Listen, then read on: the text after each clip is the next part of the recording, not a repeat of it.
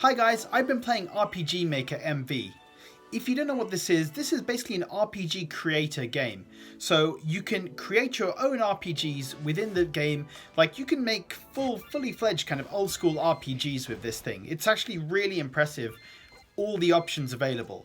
The difficulty will be, will people actually put the time to make those games? It does take a lot of work. Like I said, there's an amazing amount of options out there. You know, there's so much you can do. You can, tweak your, create different characters. You can tweak the way their experience goes up. Change the way their hit points and how strong they are. Give them different weapons, different spells. You can create new enemies and talk about how the attacks they make, how frequent you'll encounter them. You can create environments like castles or houses. There's so much you can do. You could make massive proper RPGs. The tricky part is it's really hard to do it. There's a lot going on.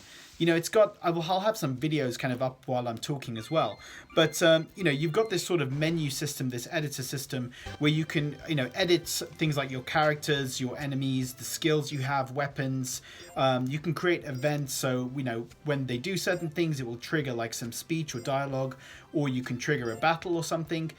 There's a huge amount you can do here, and it's actually really impressive. The tricky part is actually just learning it all. It's very complicated. It does take time. There is a tutorial when you start the game, but it's really brief. It does say in the tutorial, now go away and just experiment, and it's just true. You do need to kind of experiment to try and get a grip of everything, but it's not very helpful. I had to go on YouTube and look at some tutorials for RPG Maker kind of older versions to actually learn how to do certain things because I just couldn't figure it out. I couldn't figure out how to make, say, random encounters on the map until I went onto YouTube, and then that showed me how to do it.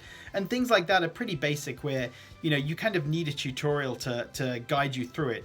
Or maybe even just like if there was a kind of a model game that they created that you could kind of get under the hood and see how they did things. That would also help a lot. But it's not an easy game to learn to work with. And I think the tricky part of that then is that are you going to get many games created by people?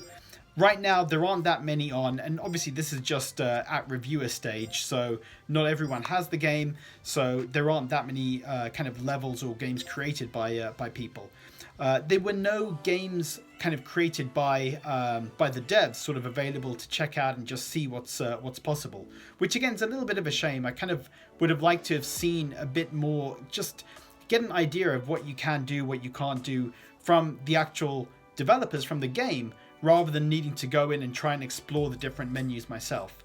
I have found it quite a lot of work. It is quite tricky, but it's kind of rewarding as well when you're actually seeing your game coming together. I haven't uploaded what I've been doing. I've been messing around and just kind of learning things. I do like it, but the time you need to actually build a full game and make something that's really good, it's a lot of work. It's a big commitment. And I just worry that we're not going to get many levels created by people just because it is that amount of work. That's kind of not in the control of the developers or anything, but I think if they had a bit more tutorials or explanation of what you can do, that would have helped. I've been using the Switch Lite to play it, and there are pretty long load times. That's kind of one big disadvantage that has kind of frustrated me at times. The load times from when you create something on the screen and then you go and play test it and then go back to editor, it feels pretty long sometimes, which is a bit disappointing. So sometimes you'll just be, I know this is probably just a silly complaint, but if you're waiting to like 30-40 seconds between doing something, testing it, it just feels like a bit of a waste of time. Like you want to be able to just try something straight away. And maybe on the PS4 version that's a lot better, but it just feels a little frustrating on the Switch to have to wait between kind of button presses at times. But no, I think it's impressive what's there. It's just, I think you really have to know that you're going to be committed to this, I think, to make it worth the money. It seems pretty expensive to buy a physical copy. It's around £40. Hopefully people will pick it up, enjoy it. I'd love to see creations from others, but it is a lot of work. It's a bit of a commitment. But like I said, the tools are impressive. There's so much you can do. You can make a full RPG in this thing.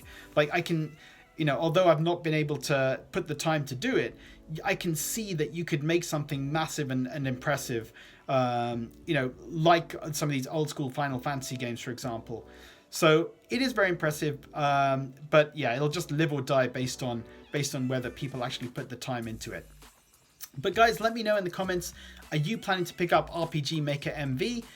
If you've played it already, if you played the previous versions, let me know what you think about it. And thank you guys for watching.